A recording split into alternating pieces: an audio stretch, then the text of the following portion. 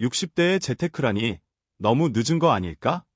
이런 생각하셨다면 꼭 이 내용을 끝까지 들어보셔야 합니다. 은퇴 후 소득이 끊기고 국민연금만으로는 생활이 빠듯한 지금. 남은 20년, 30년을 위해 어떻게든 돈이 일하게 만들어야 합니다. 이제는 돈을 버는 것이 아니라 돈을 굴리는 방법을 알아야 할 때입니다.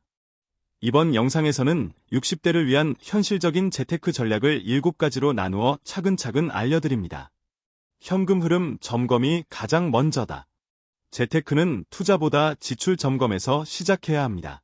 월 고정 비용부터 정리해보세요. 통신비, 보험료, 자동차 유지비, 식비, 외식비 등 지금까지 쓰던 방식 그대로 두면 어떤 투자를 해도 구멍이 납니다. 꼭 필요한 보험만 유지하고 나머지는 정리하세요. 이자율 높은 적금이나 보험보다 새는 돈 막는 게 더 큰 수익입니다. 국민연금과 기초연금, 정확히 파악하기. 앞서 설명드린 국민연금 내용을 기반으로 자신의 연금 수령액을 정확히 알아야 합니다. 많은 분들이 생각보다 적게 받을 수 있다는 사실을 뒤늦게 알게 됩니다. 기초연금도 마찬가지입니다. 내가 받을 수 있는 금액이 얼마인지, 감액 대상인지, 지금이라도 임의 계속 가입으로 수령액을 늘릴 수 있는 방법은 없는지 확인해야 합니다. 이게 기본 수입 구조입니다. 이걸 바탕으로 생활비와 투자 계획을 짜야 합니다. 절대해서는 안 되는 투자 유형. 60대가 조심해야 할 대표적인 투자 유형이 있습니다. 고수익 보장형 사기성 투자, 월 10% 보장, 매달 수익 지급 같은 말에 절대 속지 마세요. 해외 부동산, 코인, 미등록 업체 투자, 본인이 내용을 정확히 이해 못하면 하지 마세요. 누가 소개한 펀드나 주식, 내용 모르면 그냥 안 하는 게 낫습니다. 60대는 투자 원금 회복이 거의 불가능한 시기입니다. 모르면 하지 않는 게 가장 현명한 투자입니다. 실버 세대를 위한 안전한 투자처. 그럼 무엇에 투자해야 할까요? 국채나 우량회사채, 안정적이고 원금 보존 가능성이 높습니다. 배당주 ETF, 매달, 매분기 배당이 나오는 주식형 상품, 실적 좋고 꾸준한 기업 중심, 연금저축, IRP, 연간 세액공제 가능, 연금 수령 시점에 분리과세로 유리함, 환급형 실손보험, 유료비 대비 장기적으로 유리할 수 있음. 60대는 수익률보다는 안정성과 세금 절감이 핵심입니다. 부동산, 지금은 어떻게 볼 것인가? 아는 60대가 가지고 있는 자산 중 가장 큰 비중이 부동산입니다. 1주택 실거주 목적이라면 유지가 좋습니다. 다만 너무 큰 집에서 혼자 살고 있다면 다운사이징 고려. 공실 많은 상가, 수익 안 나는 상가는 과감히 정리. 전세 보증금 리스크가 큰 경우 월세 전환 고려. 부동산을 살아있는 자산으로 만들기 위해선 실거주 외 나머지 자산은 현금화하거나 수익형 구조로 재설계해야 합니다. 디지털 금융 활용하기 어렵지 않습니다.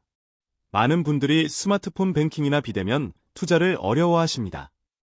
하지만 요즘은 은행 가는 것보다 훨씬 간편하고 수수료도 적습니다. 스마트폰에 은행 앱, 증권사 앱 설치, 일주 단일 소액 투자부터 시작, 1만 원짜리 ETF, 유튜브나 무료 강좌 활용. 처음엔 어려울 수 있지만 자녀나 은행 상담 창구 직원에게 도움을 받으면서 천천히 배우면 누구나 가능합니다. 결국은 건강이 최고의 재테크. 가장 중요한 재테크는 건강입니다. 의료비는 노후 지출의 가장 큰 부분을 차지합니다. 예방만 잘해도 수백만 원을 아낄 수 있습니다. 규칙적인 운동, 정기검진, 만성질환 관리, 건강한 식습관, 의료실비보험 등 미리 대비. 아무리 돈이 많아도 건강을 잃으면 다 소용없습니다. 지금까지 60대를 위한 재테크 전략 7가지를 말씀드렸습니다.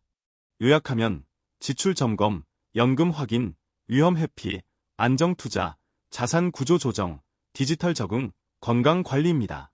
노후 재테크는 지금부터가 가장 빠른 시점입니다. 지금이라도 시작하세요. 절대 늦지 않았습니다. 고급 전략과 현실 점검. 자녀 지원, 감정이 아닌 숫자로 계획하라. 60대가 가장 많이 실수하는 부분 중 하나는 자녀 지원입니다. 자녀가 집을 사야 한다고 하면 집을 담보로 대출을 받아 도와주고 결혼을 한다고 하면 퇴직금을 쏟아붓는 경우도 많습니다. 하지만 자녀 지원은 감정이 아닌 숫자로 판단해야 합니다. 내가 지금 가진 자산이 얼마나 남아있는지, 앞으로 몇 년을 더 살아야 할지, 그 기간 동안 매달 얼마가 필요한지 계산해 보아야 합니다. 자녀도 부모가 어려워지길 바라지는 않습니다. 오히려 부모가 건강하고 경제적으로 자립한 것이 자녀에게도 마음의 짐을 덜어주는 일입니다. 지원은 하되 한도를 정하세요. 예를 들어 자녀 1인당 지원 한도는 총 3천만 원. 이 이상은 하지 않는다. 그리고 절대 긴급자금을 건드리면 안 됩니다. 애 건강이 나빠지거나 예상치 못한 일이 생겼을 때를 위해 항상 1,000만 원 이상의 비상금은 따로 유지해야 합니다.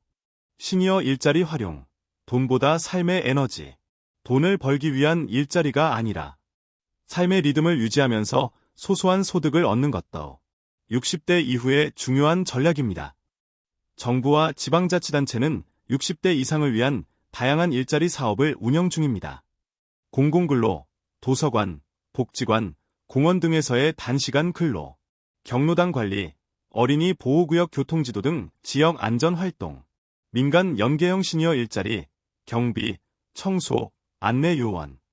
월 30만에서 60만 원 수준의 소득이 생길 수 있고, 이 돈은 고정비나 식비 부담을 상당히 줄여줍니다.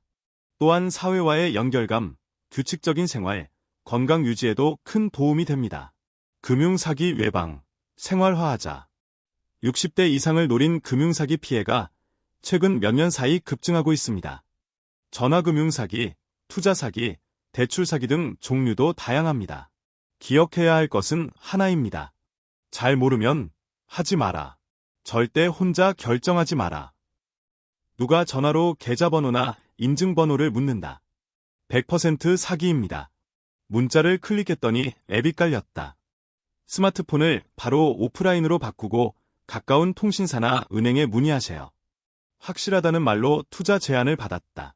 무조건 가족, 지인, 공공기관에 먼저 물어보세요. 사기는 절대 부끄러운 일이 아닙니다. 하지만 조심하지 않으면 돌이킬 수 없는 피해로 이어집니다. 자산 포트폴리오, 반드시 나이 맞춰 조정해야 함. 30대와 60대의 재테크 전략은 달라야 합니다. 이제는 성장주나 투기성 투자가 아닌 현금 흐름을 보장하는 자산으로의 전환이 필요합니다. 기본적인 자산 배분 예시는 다음과 같습니다. 현금성 자산, 예금, CMA 30%, 채권형 자산, 국채, 회사채, 안정적 채권펀드 30%, 배당형 ETF, 우량주 20%, 보험성 자산, 실손, 장기요양, 치매 대비 10%, 기타, 부동산, 예술품 등 10%.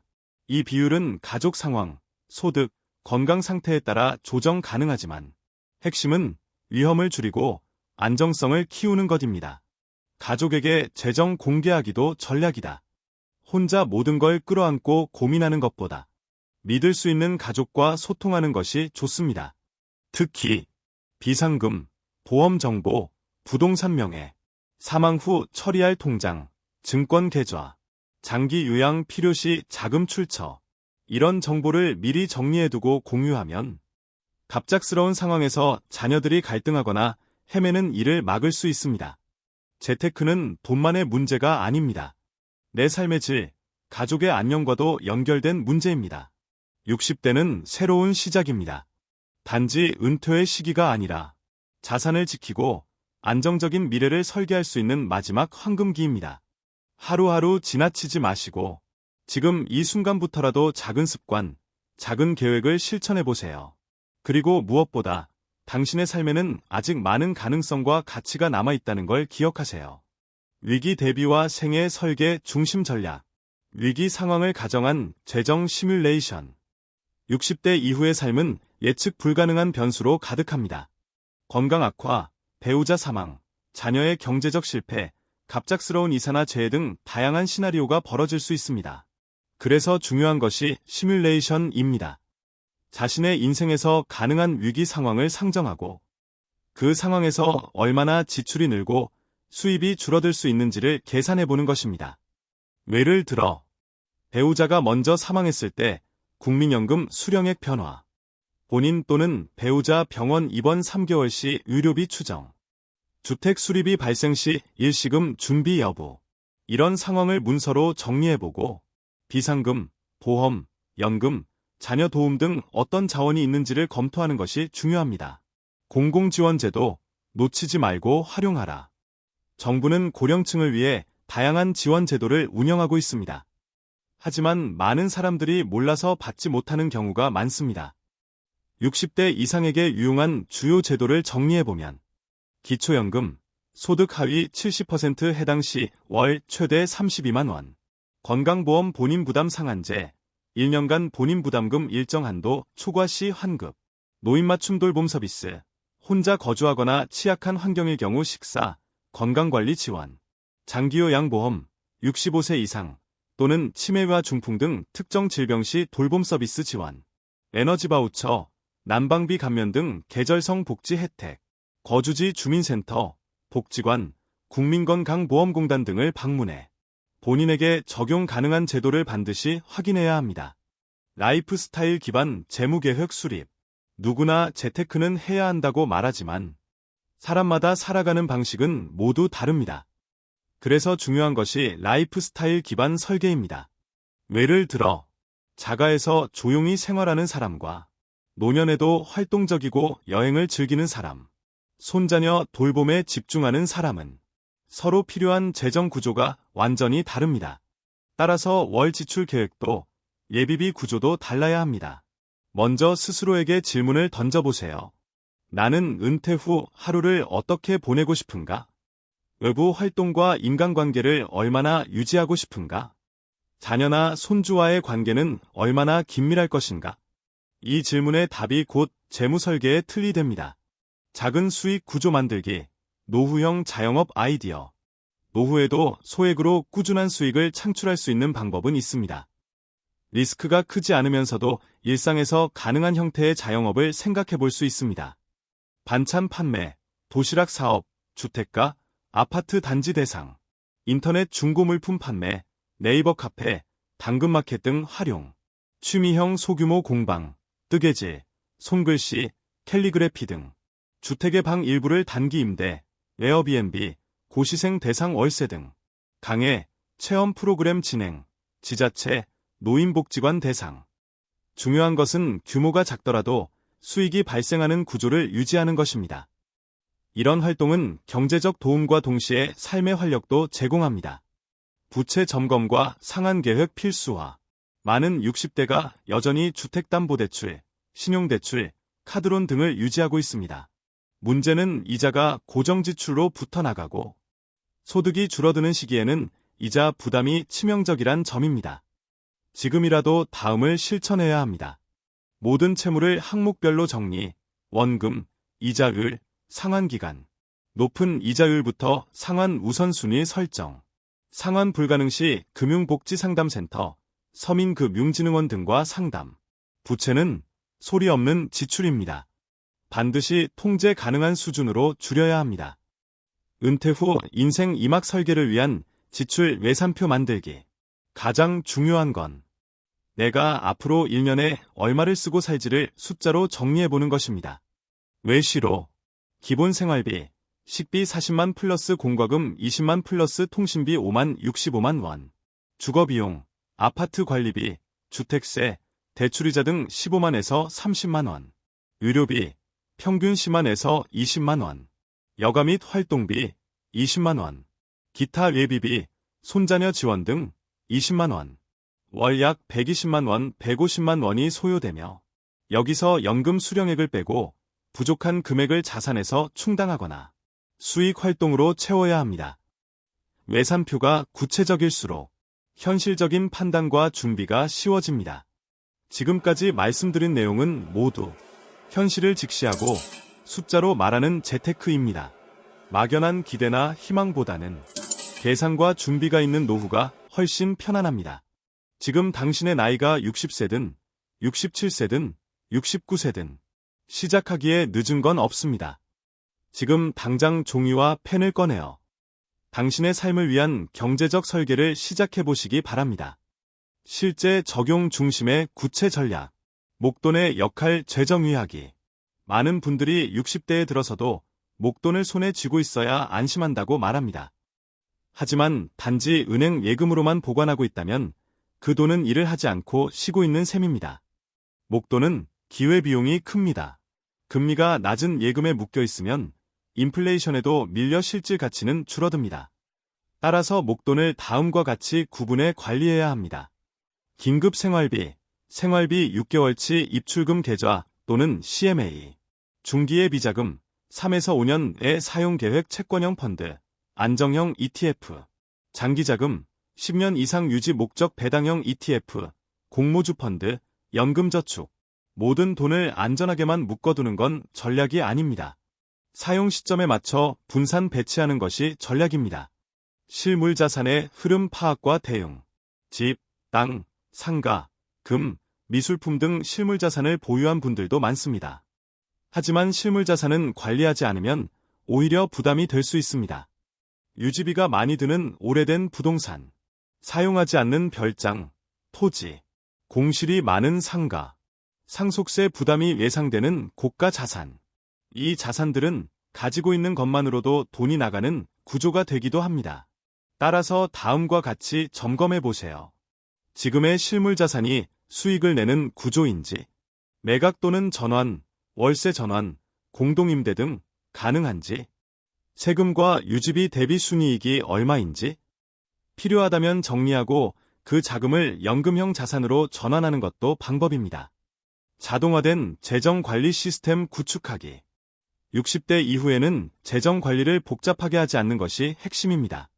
복잡할수록 놓치는 부분이 생기고 사기나 실수도 생깁니다. 따라서 가능한 한 자동화가 중요합니다.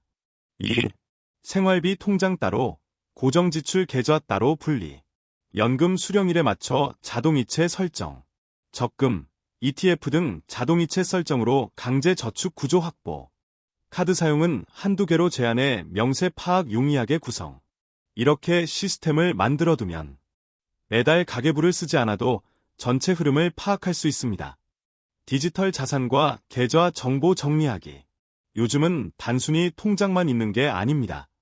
여러 금융앱의 포인트, 카카오페이, 네이버페이, 토스 등 간편 결제 잔액, 디지털 지갑에 보관된 투자 잔고, 오픈뱅킹으로 연동된 계좌. 이런 자산이 흩어져 있으면 관리가 어렵고 본인 사후에는 가족도 찾기 어렵습니다. 다음과 같은 작업이 필요합니다. 본인이 사용하는 금융앱, 간편결제 수단 모두 리스트 작성. 각 계좌의 목적과 자동이체 내역 기록. 1년에 1회 이상 정리 및 필요 없는 계좌 정리.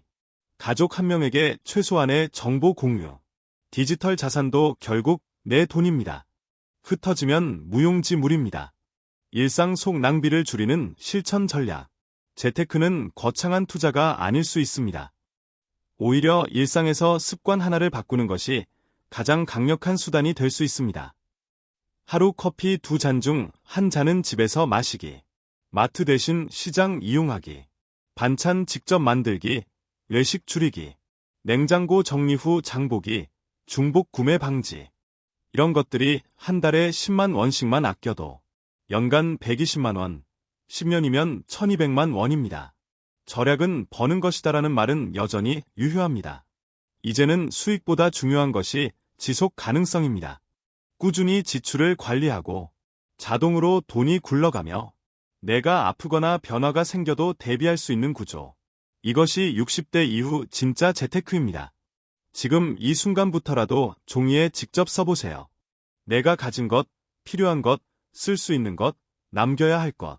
모든 재테크는 정리에서 시작합니다.